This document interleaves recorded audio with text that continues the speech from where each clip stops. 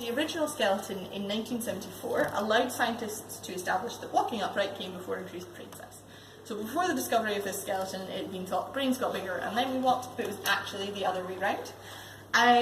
So this isn't the original skeleton, which is actually only 40% complete. But this is a cast of the original, and what's unique to the Hunterian cast is the reconstruction of the ribs there.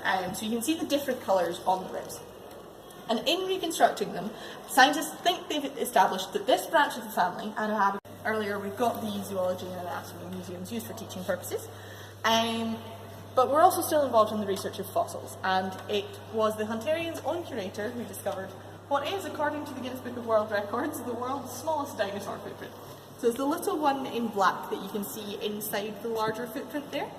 And it has been highlighted in black, it's not naturally that colour, but that was actually sort of partly how it was discovered. Neil Clark, our curator, was looking at the larger footprint and noticed the little one inside it. By accident, when Stan Wood, who was an amateur fossil hunter, was one day walking his dog by a stream and discovered what's thought to be the best preserved fossil of its kind in the world. So it's 330 million years old, and if you look closely you can clearly see the scales on its tail there. You can see its spine going all the way up there, there's veins, there's musculature, there's even the remnants of its last meal. But the thing that's ignited debate is this toothed fin, not a fictional creature in Game of Thrones until I came to the Hunterian. But it turns out that the dire wolf was native to North America around about 20,000 years ago. So it's larger than the grey wolf, it's got a much more powerful torso but proportionally shorter legs. So it was adapted to hunting large mammals for prey, things like mammoths.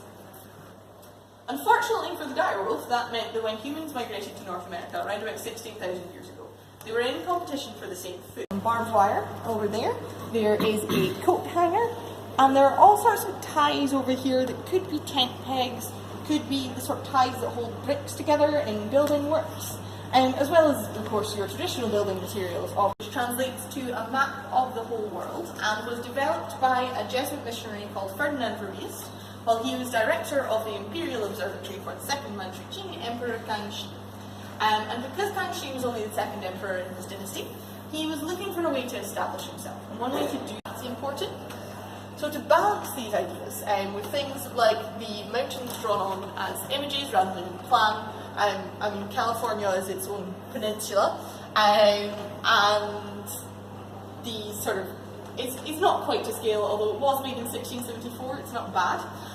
But to balance these, there are these cartouches all over the map, and they give information about the climate, about landforms, so sort of mountain ranges, that sort of thing,